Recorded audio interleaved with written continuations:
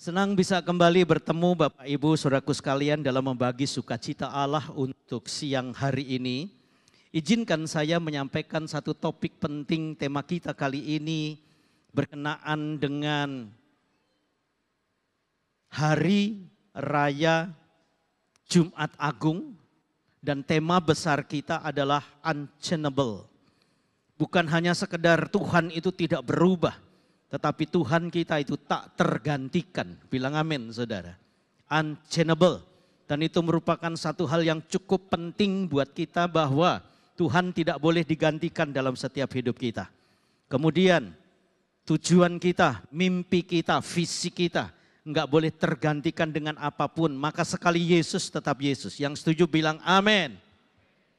Sebelum kita masuk di dalam tema pertukaran yang tak sebanding ini saudara.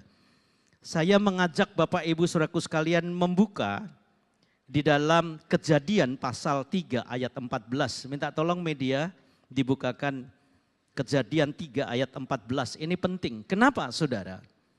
Ketika manusia jatuh di dalam dosa, ketika Adam dan Hawa jatuh di dalam dosa, maka kemuliaan manusia itu rusak total dalam diri manusia. Manusia rohaninya rusak, hancur. Dan akhirnya tidak dikenali lagi, ia dilempar ke dunia ini. Sehingga keinginan-keinginan daging yang menguasai hidupnya. Kenapa? Karena sebuah ketidaktaatan terhadap titah Tuhan. Kita coba baca sama-sama saudara yuk. Kalau saudara sudah bisa membukanya di sini kita bisa lihat. Lalu firman Tuhan berkata apa saudara? Lalu firman, pasal 3 ya, Kejadian pasal 3 ayat 14 ya, kita baca sama-sama. Lalu firman Tuhan Allah kepada ular itu, karena apa saudara? Engkau berbuat demikian, terkutuklah engkau di antara segala ternak dan di antara segala binatang hutan. Dengan perutmu lah engkau akan apa saudara? Menjalar dan apa saudara? Debu tanahlah akan kau makan seumur hidupmu. Perhatikan baik-baik. Ketika manusia diciptakan oleh Allah, manusia diciptakan dari apa saudara? Dari debu tanah. Maka muncul nama Adam. Adam itu debu tanah yang hidup. Maka namanya Hadamah dalam bahasa Ibraninya, saudara. Ketika Allah menghembuskan nafas terhadap debu tanah yang dibentuk oleh Allah, yang di-create oleh Allah, dan Allah memberikan nafas kepada debu tanah, maka debu tanah itu hidup dan menjadi manusia bernama Adam. Adam itu artinya manusia hidup.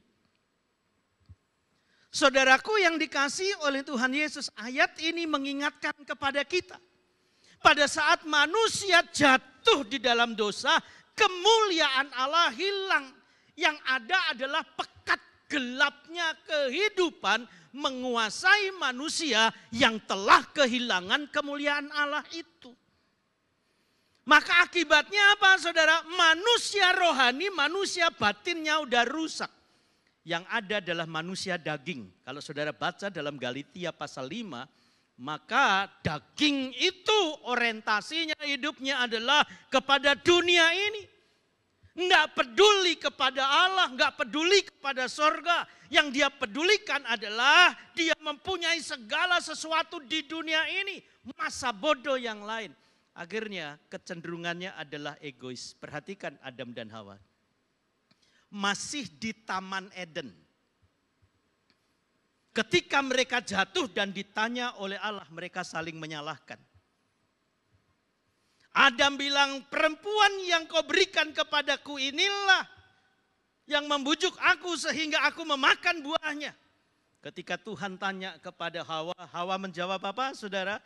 Ular inilah yang membujuk aku sehingga aku memakan buah pengetahuan baik dan buruk. Sudah di Taman Eden dan masih di Taman Eden saja sudah saling menyalahkan. Apalagi di Taman Eden ya saudara. Betul nggak?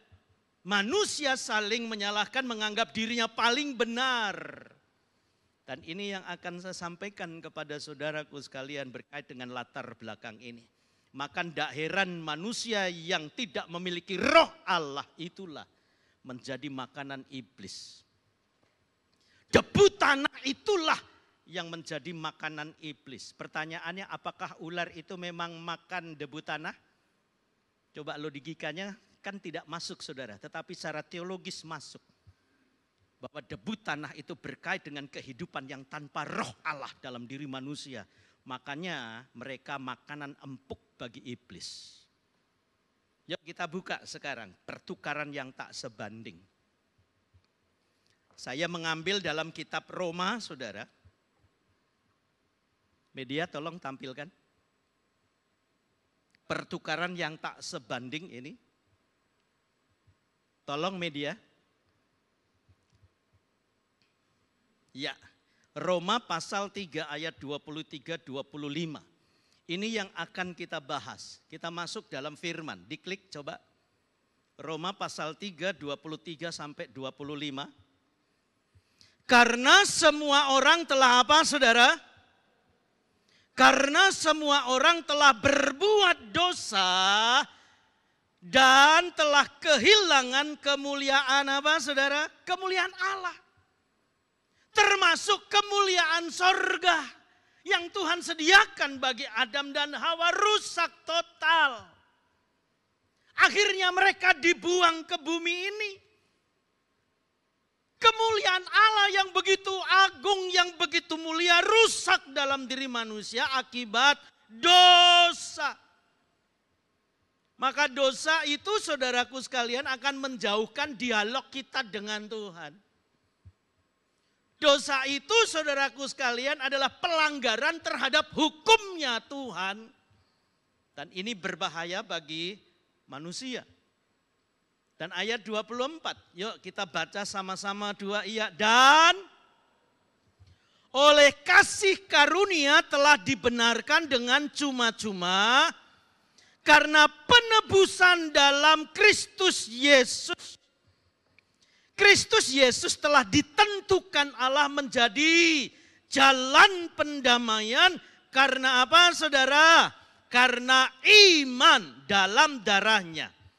Hal ini dibuatnya untuk menunjukkan keadilannya karena ia telah membiarkan dosa-dosa yang telah terjadi dahulu pada masa kesabarannya. Dan ingat saudara, kesabaran Tuhan itu pasti ada batasnya. Betul apa betul? Betul? Tuhan menjadi jalan pendamaian. Kematian Tuhan menjadi jalan pendamaian. Supaya manusia yang berdosa yang telah kehilangan kemuliaan Allah ini dipulihkan di dalam siapa? Di dalam diri Yesus. Oleh apa? Oleh darahnya. Tubuh yang terpecah, darah yang tertumpah memulihkan keberadaan manusia yang tak lagi punya harapan. Dikembalikan harapan semula itu oleh Tuhan. Sungguh indah pengorbananmu bagiku, terlalu dalam untuk dimengerti. Terus, sungguh indah. Penebusan Tuhan itu saudara sungguh indah. Maka hari ini kita datang untuk menghargai peristiwa kematian Tuhan. Yang karena kasihnya yang sempurna. Sehingga saudara dan saya diberikan anugerah keselamatan. Dan tidak ada dalam agama-agama yang lain. Agama-agama yang lain saudara beramal sebanyak-banyaknya. Berbuat baik sebanyak-banyaknya. Tetapi tidak demikian dengan kekristenan. Bukan karena perbuatan baik kita, karena bukan kehebatan kita, bukan karena kita peduli dengan orang yang lain, maka kita memperoleh amal yang besar dari Tuhan. Tidak, tetapi hidup saudara, hidup saya oleh karena anugerah Tuhan. Bilang amin saudara. Amin. Oleh karena apa? Oleh karena anugerah Tuhan. Maka kita bersyukur hari ini kita ada bersama-sama. Karena Tuhan sebagai jalan pendamaian antara bumi dan sorga. Berarti hidup saudara hidup orang-orang yang istimewa. Saya istimewa, saudara istimewa. Karena kita telah memperoleh yang namanya anugerah. Dan Tuhan menebus hidup kita. Yang setuju bilang amin. Betul tidak? Nah makanya pertukaran ini tidak sebanding saudara. Pertukaran antara dosa manusia yang begitu kelam, pekat dan menyesakkan itu digantikan dengan kedamaian, ketentraman. Betul saudara dan saya banyak masalah, banyak persoalan, banyak pergumulan, banyak kebutuhan. Dan kadangkala ya saudara kita lupa fokus kepada Tuhan tetapi kita fokus kepada masalah. Pertanyaan saya sederhana. Di antara Bapak Ibu saudaraku sekalian yang tidak pernah punya masalah tolong angkat tangan. Halo jamaah. Berarti saudara dan saya juga banyak persoalan, banyak pergumulan. Tetapi fokus kita bukan kepada persoalan pergumulan. Karena semua orang punya persoalan pergumulan. Bahkan pergumulan terhadap dosa kita, saudara. Itu adalah keadaan yang paling menyesakkan. Bukan hanya masalah pergumulan hidup adalah keadaan yang paling rajin berkunjung dalam rumah hidup kita. Bukan hanya sekedar itu. Tetapi pertukaran tidak sebanding ini berkait dengan apa saudara? Coba diklik. Yang pertama adalah pertukaran yang tak sebanding ini adalah kutuk dosa. Yang tak sebanding dengan kelimpahan yang Tuhan beri atas kita. Kutuk dosa ini mengikat manusia saudara. Iblis gak mau agar supaya manusia lepas dari dosa. Dosa ini akan selalu mengikat manusia. Mengikat agar supaya manusia tidak boleh lepas. Tetapi Tuhan kita Yesus Kristus memberikan ketentraman, kedamaian dan kepastian hidup saudara. Setuju tidak? Setuju tidak? Halo jamaah. Bilang amin. Coba bilang amin. Amin. Kelimpahan karena kasih Tuhan yang sempurna itu. Coba lihat kita baca ayatnya yuk. Baca sama-sama 2 ayat. Dan kasih karunia tidak berimbangan dengan dosa satu orang. Sebab penghakiman atas satu pelanggaran itu telah mengakibatkan penghukuman. Tetapi apa saudara? Penganugerahan karunia atas banyak pelanggaran itu mengakibatkan pembenaran. Ayat 17. Sebab jika oleh dosa satu orang, maut telah berkuasa oleh satu orang itu, maka lebih benar lagi mereka yang telah menerima kelimpahan kasih karunia dan anugerah kebenaran akan hidup dan berkuasa oleh karena satu orang itu, yaitu siapa saudara? Yaitu siapa saudara? Yaitu siapa saudara? Yesus Kristus. Tepuk tangan dulu dong. Manusia pertama jatuh dalam dosa. Akibat dosa manusia hidup dalam kutuk. Makanya Tuhan berkata kepada Adam, dengan peluh mula engkau akan berkarya dan bekerja. Maka kalau manusia berpeluh itu karena akibat dari dosa. Tuhan sudah disediakan tempat yang begitu luar biasa indah. Adam dan Hawa diberikan kesempatan untuk memanage surga. Dan binatang-binatang yang ada di dalamnya termasuk tumbuh-tumbuhan yang ada di dalamnya. Semua yang memberikan nama siapa? Adam dan Hawa saudara. Tinggal maintenance itu surga baik-baik. Dan mereka hidup layak dan sangat layak. Bahkan sangat sempurna hidupnya. Tetapi Tuhan hanya berpesan, semua makanan yang ada di taman ini boleh kamu makan buahnya. Kecuali yang ada di tengah-tengah, cuman satu ndil-ndil. Do you know what's the meaning of ndil-ndil? Cuman satu-satu tok gitu, jangan, semua boleh, satu aja jangan. Tapi dasar manusia ya saudara, keinginannya selalu ingin yang geragas, yang lebih gitu ya kan. Maunya semua bisa diambil, dan akhirnya apa yang terjadi? Dimakanlah buah pengetahuan baik dan jahat. Manusia tertipu oleh bujukan iblis. Kalau engkau makan buah ini, engkau akan seperti Allah, mengetahui yang baik dan yang jahat. Engkau akan berkuasa menjadi tahu yang baik dan yang jahat. Akhirnya manusia jatuh. Kutuk itulah yang mengikat saudara. Sampai hari ini antara manusia yang disebut dengan gandum dan ilalang tumbuh sama-sama.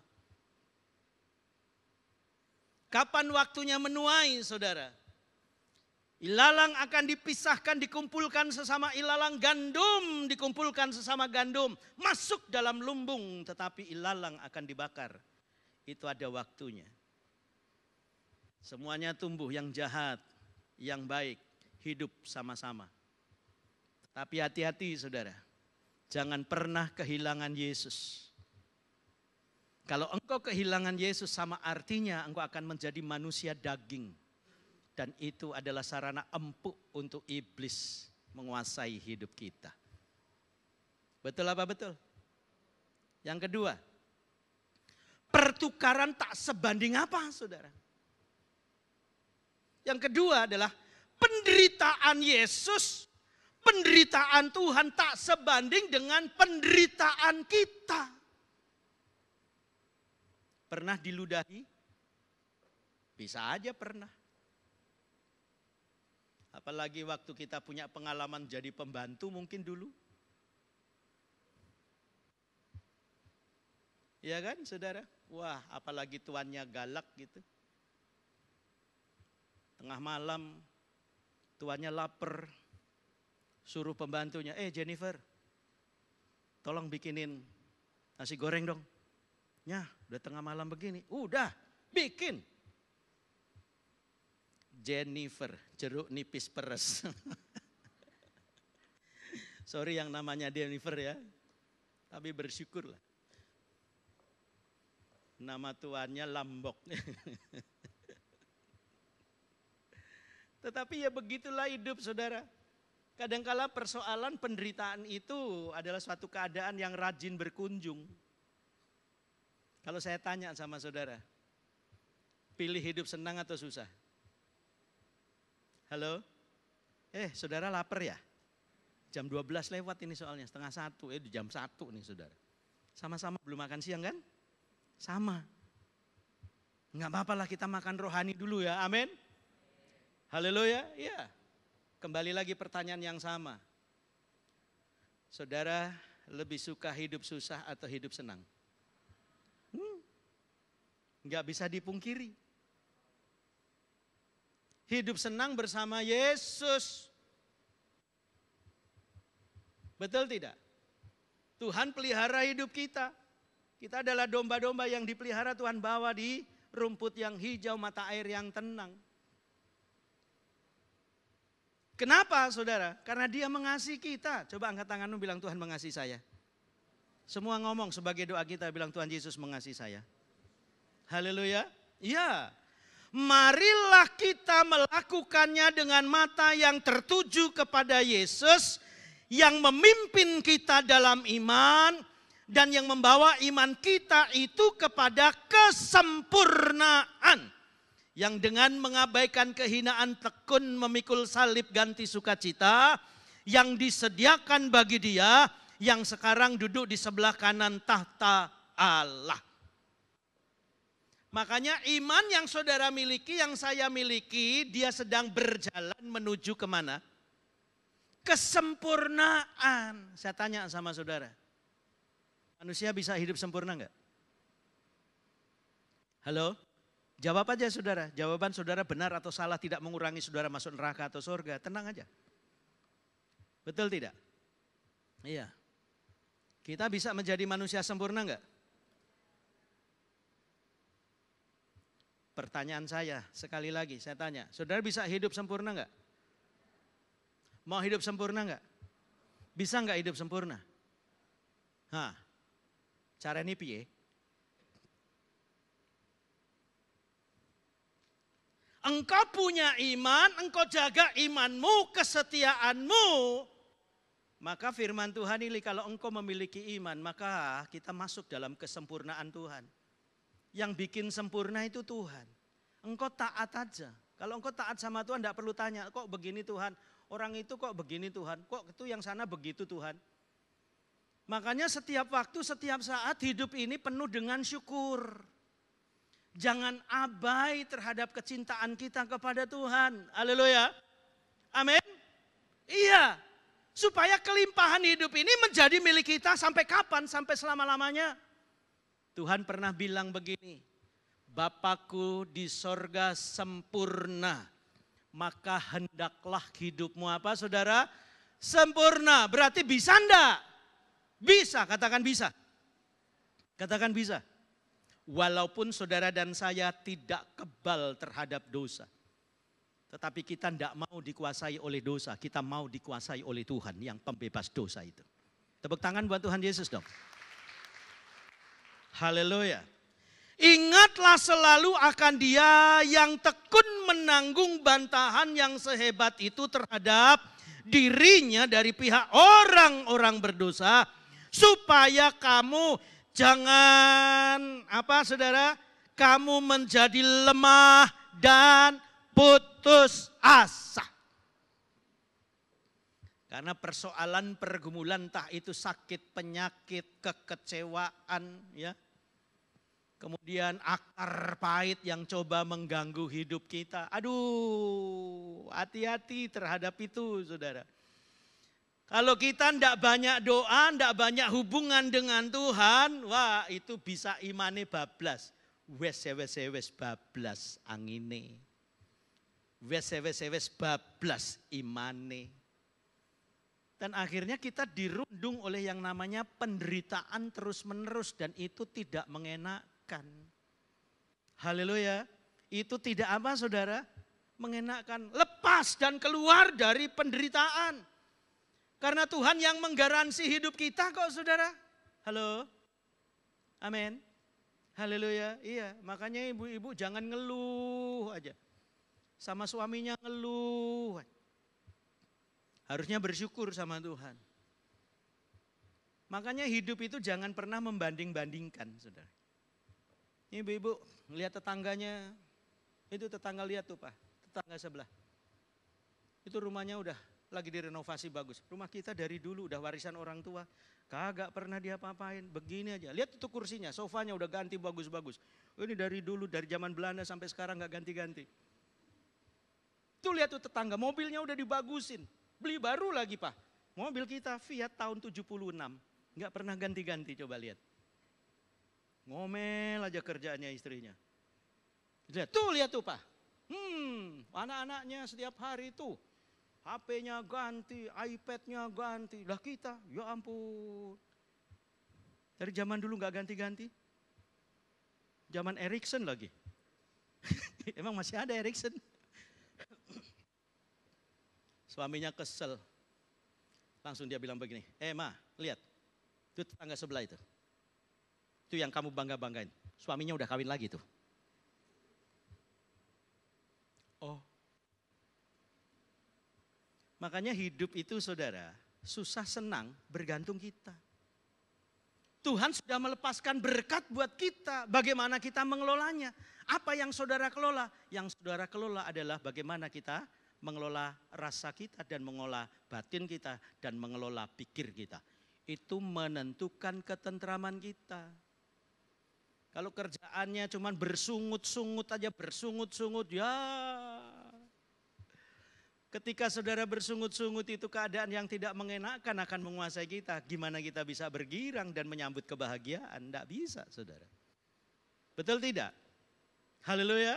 Itu yang kedua. Yang ketiga saudara. Pertukaran apa yang tidak sebanding?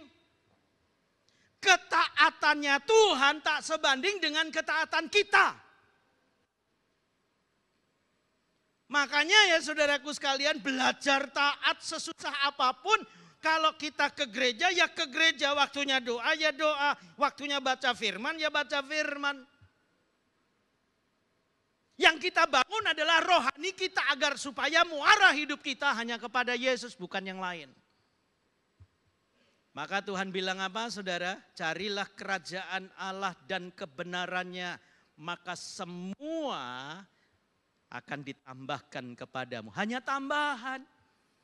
Berarti hidup ini ada yang primer dan ada yang sekunder. Yang primer itu harus kita utamakan, saudara.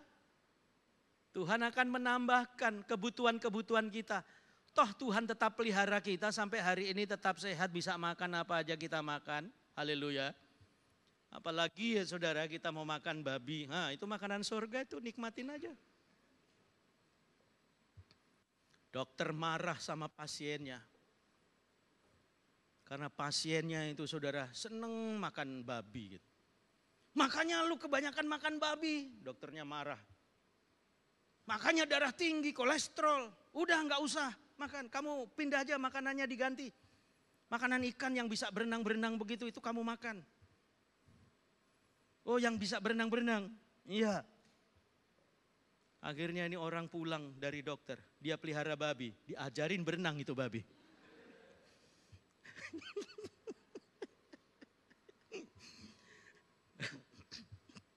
Ya datang lagi ke dokter. Loh, kamu kan udah makan yang bisa berenang. Iya Pak Dokter, udah bisa makanan berenang. Kok masih kolesterol, masih darah tinggi.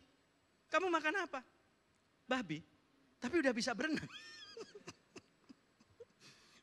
Ada-ada aja saudara. Dan dalam keadaan sebagai manusia ia telah merendahkan dirinya dan taat sampai mati. Bahkan sampai mati di kayu. Maka ketaatan saudara dan saya juga harus sampai apa? Sampai mati. Bilang amin saudara. Sampai apa? Sampai mati. Sampai apa saudara? Sampai mati. Mau ada halangan, cobaan apapun juga kita harus setia kepada Tuhan sampai apa saudara? Karena Tuhan juga udah mati. Ku telah mati dan tinggalkan cara hidupku yang lama. Semuanya sia-sia. Dan apa saudara?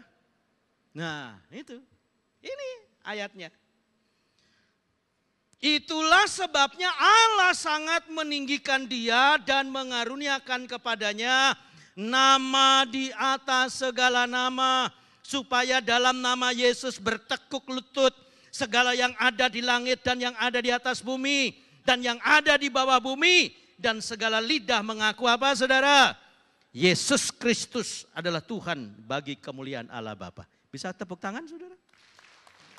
Lebih keras lagi tepuk tangannya. Ya, taat. Dialah taat kita atau setia kita sampai mati. Bilang amin. Dan yang terakhir, yang keempat. Pertukaran apa yang tak sebanding? Kematiannya tak sebanding dengan kehidupan kekal yang Tuhan sediakan buat saudara dan saya. Wow, bilang wow saudara. Amin. Iya, iya. Kematiannya tidak sebanding dengan kehidupan kekal yang disediakan oleh Tuhan. Lantas kita perlu tanya siapa diri kita ini saudara. Tidak ada artinya hidup kita tanpa Tuhan. Maka firman Tuhan berkata begini. Dan aku memberikan hidup yang kekal kepada mereka dan mereka pasti tidak akan apa saudara? Binasa sampai selama-lamanya. Dan seorang pun tidak akan merebut mereka dari apa saudara? Tanganku, Yohanes 10 ayat 28. Ayat kedua dari Yohanes 17 kita baca sama-sama. 2 iya. Sama seperti engkau telah memberikan kepadanya kuasa atas segala yang hidup. Demikian pula ia akan memberikan hidup yang kekal kepada siapa saudara? Kepada semua yang telah engkau berikan kepadanya. Termasuk saudara dan saya. Ini yang Tuhan jamin dalam kematiannya, saudara. Sehingga saudara tidak lagi mati, tetapi saudara hidup bersama dengan Tuhan. Kita tidak lagi mati dalam dosa. Kita tidak lagi mati karena apa, saudara? Tidak mengerti rencana Tuhan yang sempurna. Tetapi kita diajar oleh Tuhan untuk mengerti bahwa Tuhan yang mengasihi saudara adalah Tuhan yang menyediakan kekekalan. Barang siapa percaya kepadaku tidak binasa melainkan beroleh apa, saudara? Beroleh hidup yang kekal. Tepuk tangan yang meriah buat Tuhan Yesus. Sukses buat saudara, maju terus dan Tuhan Yesus memberkati. Bilang amin, saudara. Yuk kita bangkit berdiri, angkat tangan saudara, bilang saya diberkati, saya telah diberkati, saya selalu diberkati, selama-lamanya saya diberkati. Bilang amin yang keras, amin.